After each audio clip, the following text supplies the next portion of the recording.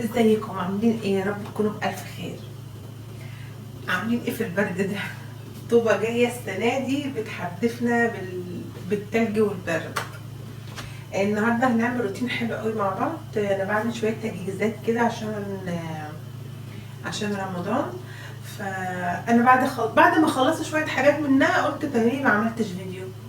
تعالوا يلا نعمل مع بعض بقية الحاجة واوريكم انا عملت ايه النهارده. هنبدأ بايه؟ انا كنت عاملة صابون ولسه ما ظبطوش، هصبه بقى معاكم وبعد كده ايه اما اجي اقطعه هبقى اعمل لكم فيديو تاني.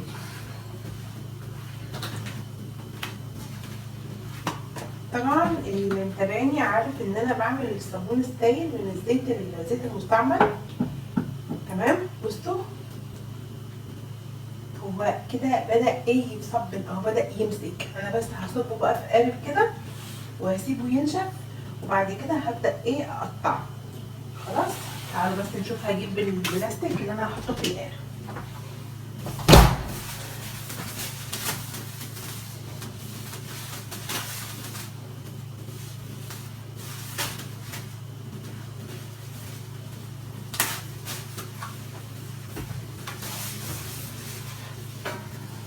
هجيب القالب ده كده خلاص وبعدين هحط فيه الكيس عشان يبقى سهل لما اجي اشتري.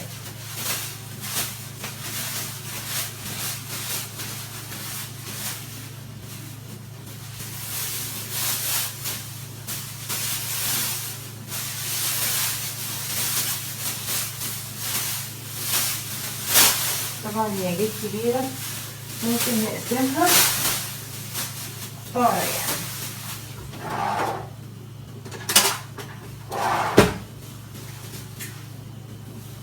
برضو مهما البرد يعني الجو كان برد برضو انا بحب الشتاء.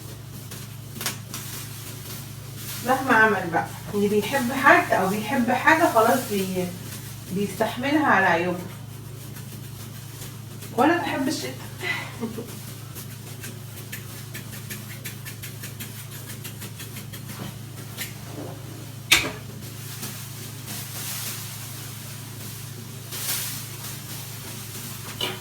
نجيبه بالشكل ده كده.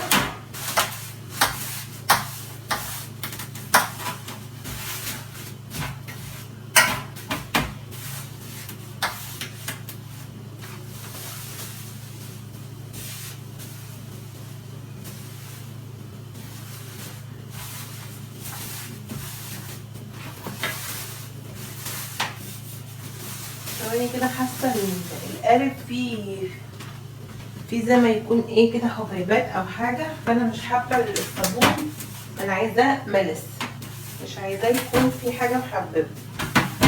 فطبيعي هنضغط عليها فهتاخد نفس الطمع. طبعا فاهميني صح ولا قلت ايه؟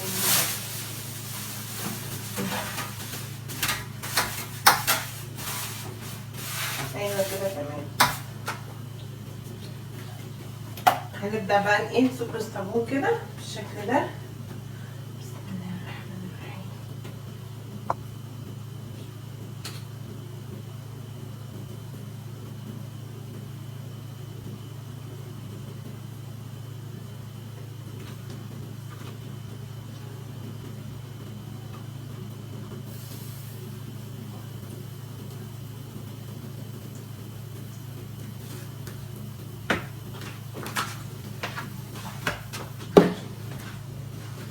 هنوزعه كده بالتساوي عشان يبقى الصابون كله نفس الحجم. خلاص بسم الله. طب هوزعه وارجع لكم عشان ما اطولش عليكم الفيديو. بصوا همسك بقى القالب كده وههزه بالشكل ده. تمام، بصوا كده عشان ايه يبقى كله سوا واحد. خلاص هو كله كده سوا واحد بالظبط، والوش بتاعه ملس جدا، مفيهوش اي ايه يعني مفيهوش اي مفيهوش حاجه ايه تعريجات او كلام من ده. تمام، هوريه لكم دلوقتي من قريب.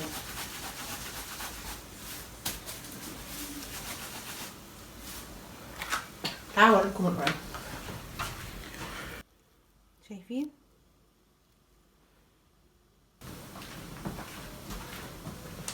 اشتغلوا بقى احطه ايه في جنب كده لحد ما يبدأ يمسك نفسه خالص. اقطعه وهو طري. طبعا دي هنستخدمها تاني.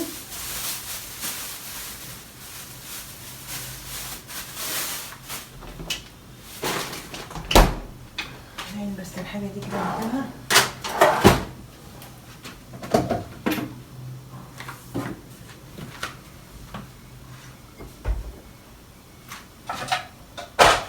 هنغسل بس الرخام.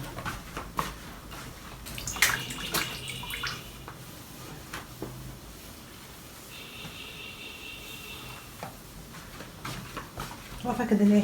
هنا بقى ميرنا تكرمت وفصلت لنا البسلة. صح يا ميرنا؟ ايوه. متحرمش منك يا قمر.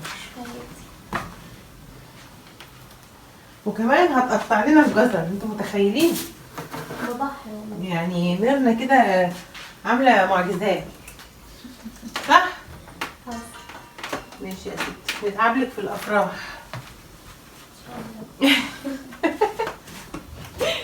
هنجيب بس اكياس عشان نحط فيها البسله. تمام.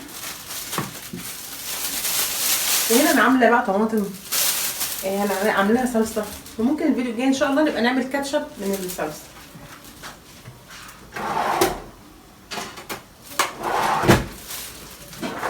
شويه تفريزات بقى كده استعدادا للشهر الكريم.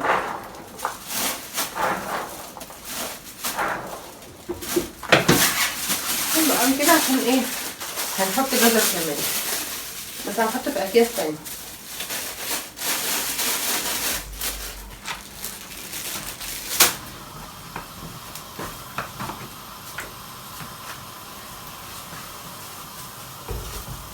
هحمر بس بطاطس وانا واقفه معاكم كده واعمل البسله. انا مش هطول عليكم في الفيديو ده، انا هقفله مثلا دلوقتي وبعدين هعمل لكم بقى فيديو تاني وانا بعمل الايه الطماطم. وانا مش عايزه اطول عليكم الفيديوهات علشان ما تملوش.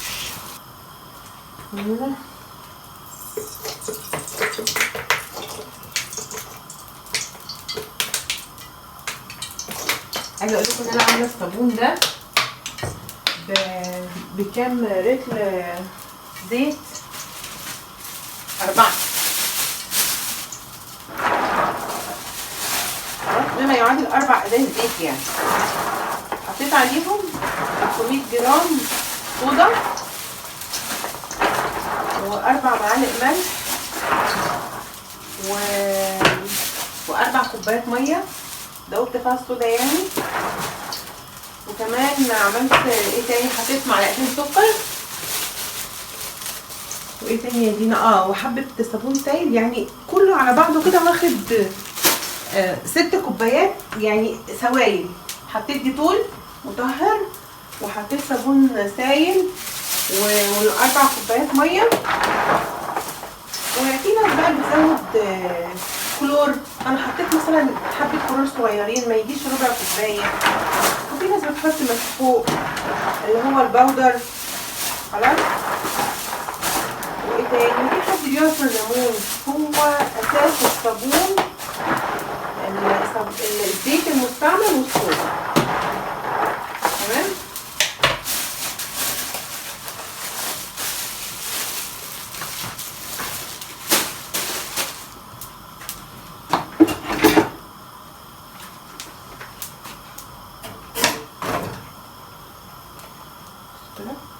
شفتوا الحركه دي؟ بتخلي البطاطس طعمها حلو قوي. اضغطي عليها ضغطه كده، بالذات البطاطس الايام دي حلوه.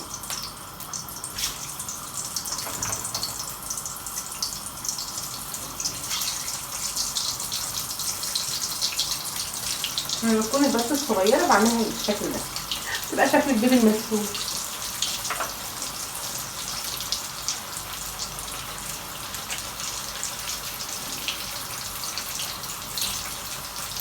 هسيبكم عشان ما اطولش عليكم الفيديو، واشوفكم ان شاء الله بكره في فيديو جديد. مع السلامه.